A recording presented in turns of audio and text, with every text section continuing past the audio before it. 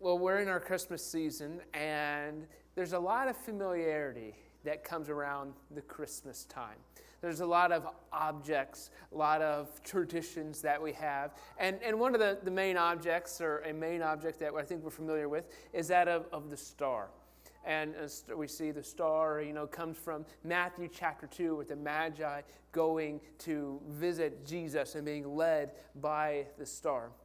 And we have countless stars, literally countless stars in our world today. And it's always interesting to hear what scientists have come up to discover about stars. And particularly, there's several stars that are brighter than others.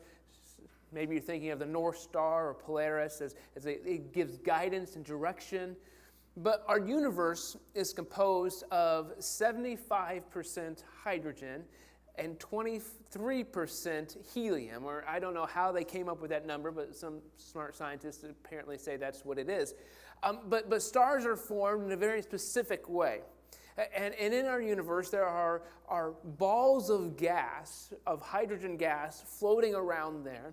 And when some type of major event happens that causes stress and influences these balls of gas, and when I say major event, I mean something like another star exploding, or solar systems or galaxies colliding into each other, those types of events. Those events can cause the hydrogen ball to collapse on itself and create such tremendous gravitational force that it creates heat and causes nuclear fusion and it creates a star. And when that star is starting to form, the ball collapses on itself and starts spinning. And there are a lot of objects that get drawn into the star itself and become part of the star. But there are also those that get caught up in the gravitational force of this ball of gas and start revolving around what becomes a star. So we have planets and comets and asteroids and other just objects in the sky. And so stars form that way, and they create this massive amount of heat. We're blessed with the sun. It warms us. Maybe this time of year, not as much as we would like it to warm us, but it still provides the necessary heat for our world. But stars are in all shapes and sizes, and the smallest stars they estimate are about 75 times the size of Jupiter. And Jupiter is many times the size of Earth, so it's still a massive celestial object. The biggest stars they estimate are about 150 times bigger than our sun, so even larger than really I can begin to comprehend. But in general, the larger the star, the more heat it produces, but also the shorter lifespan of the star. A smaller star produces less heat, but has a longer life cycle in it. Now, a star like our sun, scientists claim that it takes about 50 million years for that star to form from just this random ball of gas to a full-fledged mature star, and that this star, like our sun, would last for about 10 billion years. So, in general, we don't have anything to worry about, so the sun running out of energy, but at least not in our lifetime. But stars have fascinated us throughout history, and as I said, it's one of those objects on Christmas time that is familiar, it's normal. But one thing about stars, they produce light, and light is a major theme when we talk about the birth of Jesus and Christmas. But I've found, particularly when you think of things like stars, light attracts, it alters, and it assigns. And we're going to get into that a little bit more, but that alliteration, attracts, alters, and assigns. That's what the light does. And so we come to Matthew chapter 2, and we hear the story of the wise men, or the Magi. And we find in verse 1 that Jesus was born in Bethlehem in Judea during the reign of King Herod.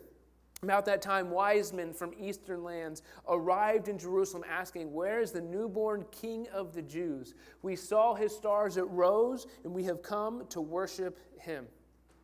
Now, one thing that gets a little bit confusing with the Christmas story is we know the Christmas production and the skits and all that, where the shepherds come and visit the Jesus, and then the wise men come on their camels, and it's always fun when you have a production with live camels or any livestock. But the shepherds are in Luke chapter 2. The wise men are in Mark chapter 2, and pretty conclusively, scholars say those events did not overlap. As fun as that would be, as great of a Christmas card as it is, this is a while after Jesus was born. Some estimate that he was even as old as 2 years old. But who were these magi? Who were these wise men that came from eastern lands? And there are several theories. One is that they were exiles in Babylon, that they used to be Israelites and they were deported when Babylon overtook the country of Israel, and they were still sympathetic to the Jewish tradition and still kind of stayed in tune with the prophecies of the Old Testament, so they had traveled from there. Others say that the Magi are all from different countries, representing all people from all areas of the world. Now the Bible doesn't actually tell us how many wise men there were. We come and a little later we'll see that they brought 3 gifts, gold, frankincense, and myrrh, that we're familiar with. And so we assume there were 3, but there could have been 14 for all we know. But tradition tells us there were 3, and in the 6th century, they came up with names. There's a document that said these are the names of the wise men. And the first one is Belshazzar, who, according to tradition, is the one who brought myrrh, and he was an African with a black beard. And then we have Melchior. He was an old man with a white beard, and he brought gold. And then Casper is a young beardless man who brought the frankincense. But who were they? I mean, we'll never be able to answer that question conclusively, but we know they were people that were seeking Jesus. They were seeking this newborn King of the Jews, and they stopped in Jerusalem, which for all intents and purposes makes sense. Jerusalem was the capital. It was the place where, the big things happened. It was a major city, and you would think that something like the newborn King of the Jews would be born in Jerusalem, the Jewish holy place, the Jewish political and spiritual center. But we don't necessarily know if they were led to Jerusalem or if that was they had taken their eyes off of the star. But I come back to the light, that what the star produces. The light attracts, alters, and assigns. And as we consider the wise men being drawn, being attracted to the star and seeing it and going to it, there are many theories as to what they actually saw. Now the Greek word for star in this context isn't necessarily what we associate with a star. It's the word for aster, which is where we get astronomy.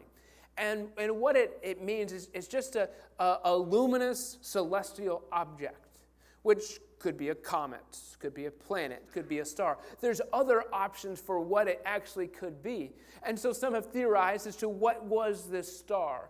And one theory is that it was a supernova, that it was an exploding star, which on some levels would be pretty cool. Right? Supernovas are massive events, are extremely bright. They outshine everything else in the sky. And, that would make sense. The newborn king would be announced by this massive exploding star. Well, the problem is that's something everybody else would have noticed. And when we find that nobody else really saw this, really paid attention to this. And another theory is that it could be a comet. And a comet is less noticeable, that if you're not paying attention, you're probably not really going to notice it. And it moves, and we find that the star continues to guide the wise men and the magi to Jesus. But people would have noticed that, and Herod would have noticed it. He wouldn't have had to ask them questions. He wouldn't have had to inquire. Another theory is that it was a conjunction. And a conjunction is when 2 celestial objects align to create a brighter image. And so you have planets align or stars align from our perspective, of course. And there were a couple conjunctions, even triple conjunctions, where 3 objects came together during this time. One of them was with Jupiter and the star Regulus. And one of the cool things about that is Jupiter is the Roman king of the gods, and Regulus is referred to as the king star. And so the king of kings would be just introduced through these king celestial objects. But probably the only one that would have been bright enough would have been Jupiter and Venus coming together in the conjunction. And the thing about conjunctions, about these celestial objects coming together, is that they're bright enough that astronomers would pay attention, but not something that the normal person would actually notice. I know in today's world, we get notifications if there's an eclipse, if there's a conjunction, like if there's a comet passing by. There's several ways that we can notice one. I believe we had an eclipse not this Friday, the Friday before. I did not get up at 1 o'clock in the morning, so I missed it. But the reality is we hear about those things. Oh, somebody did. But the reality is most people would have missed it.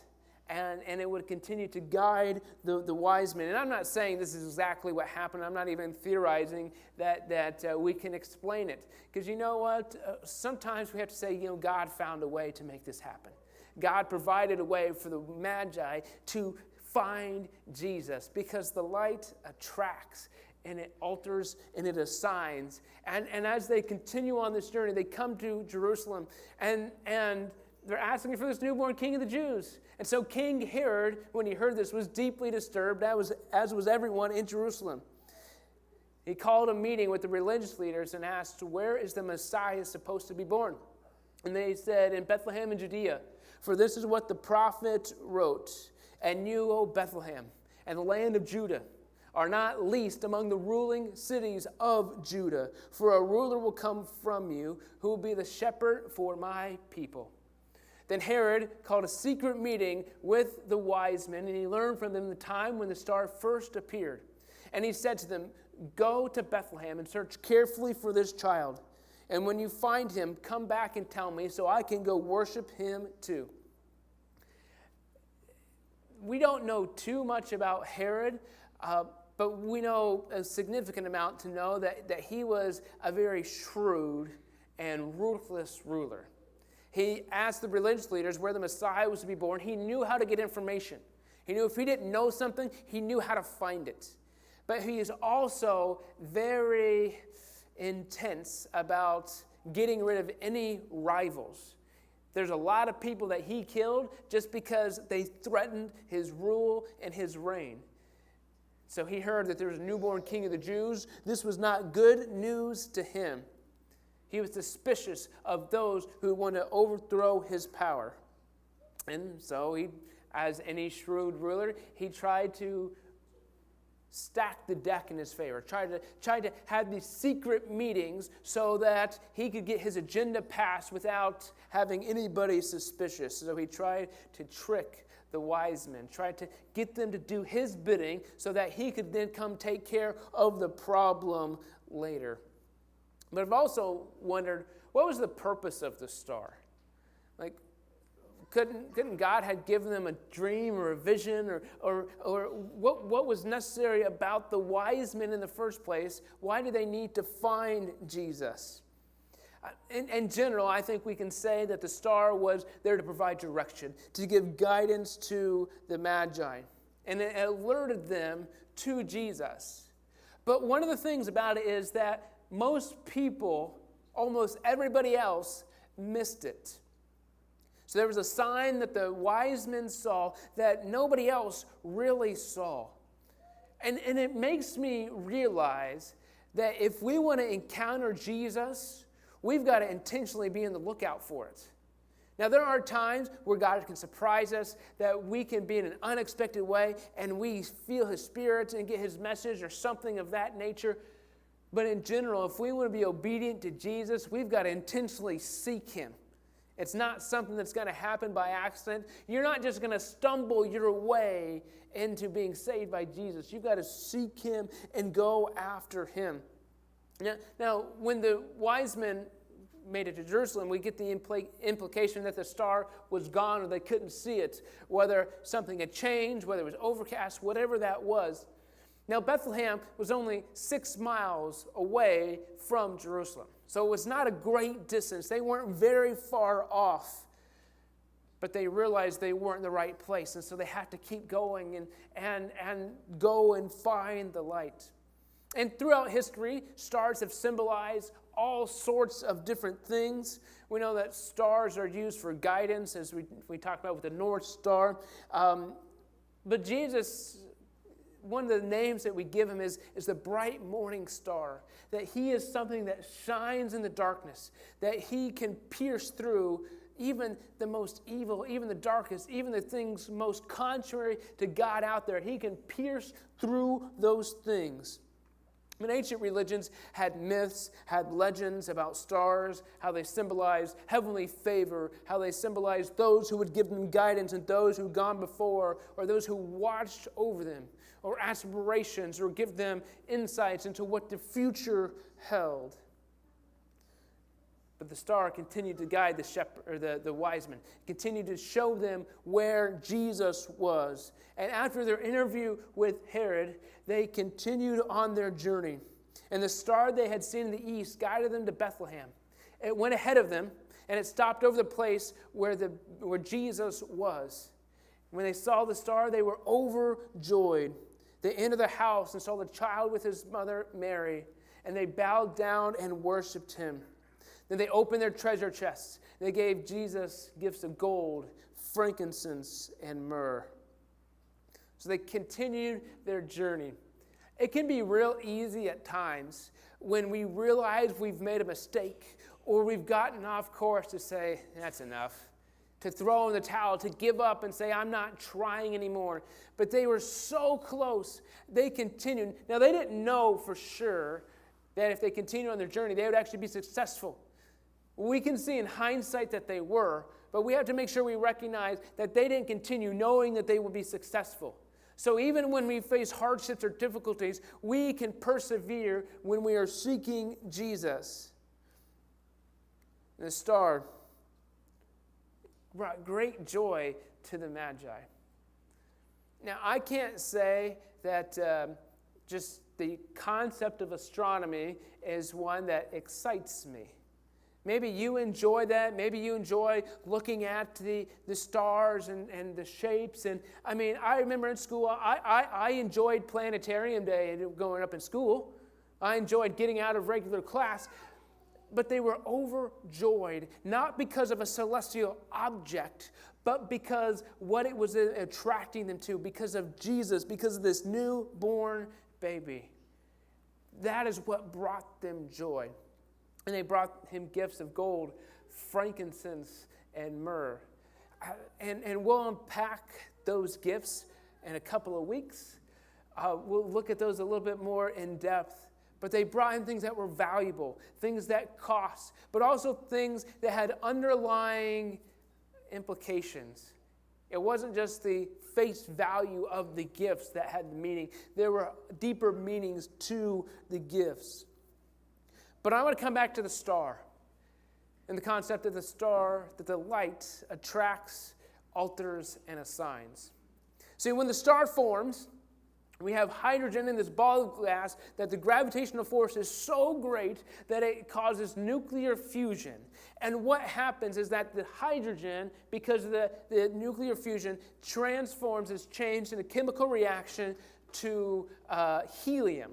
And that chemical reaction is what produces and releases the light and heat that we actually see. And as I was thinking about this, this reaction is something that changes the actual atomic structure of the elements. And so I was thinking about what is that not like? And I was thinking about if you make cookies from scratch, you have all these ingredients.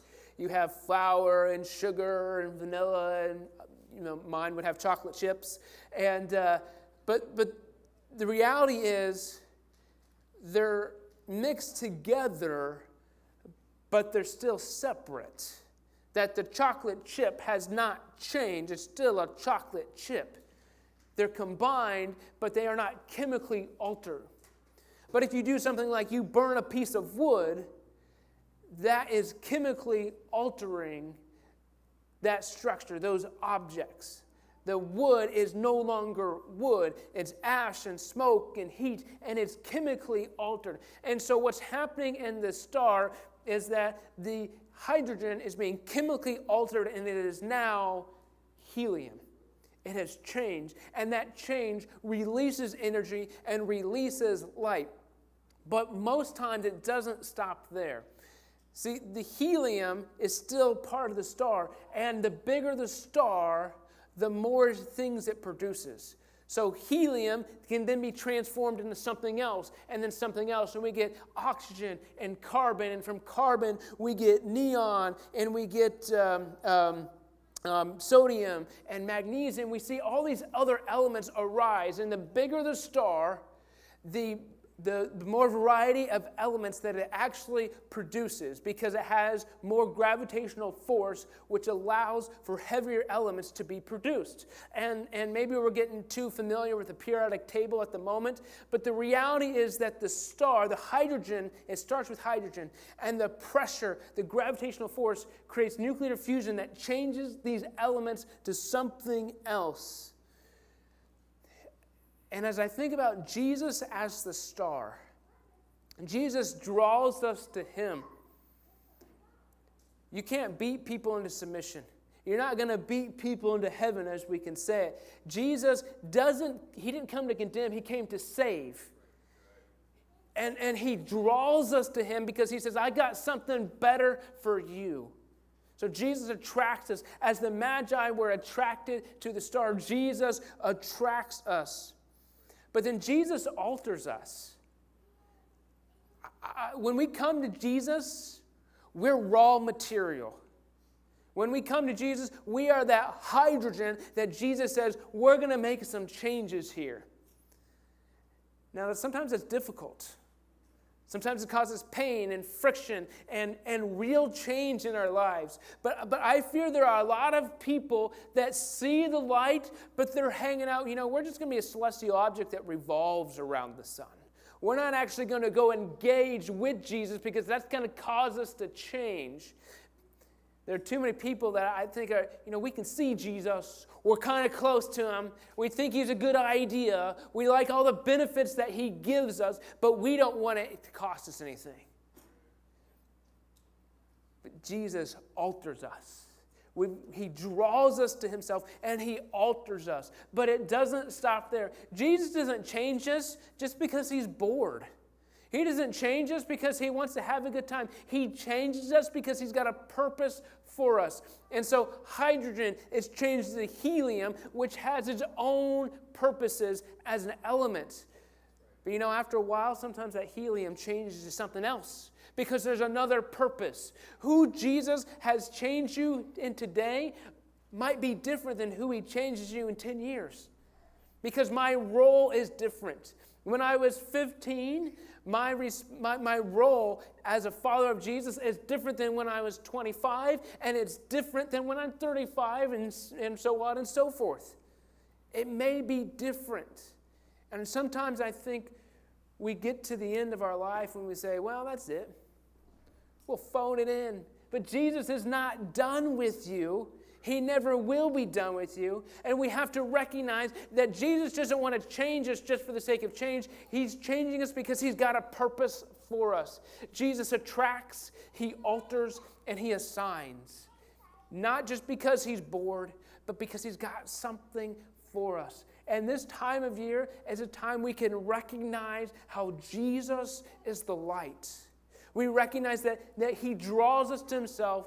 He wants to help us become better, to be free from the burden of sin, and he has a purpose for us. I do wonder,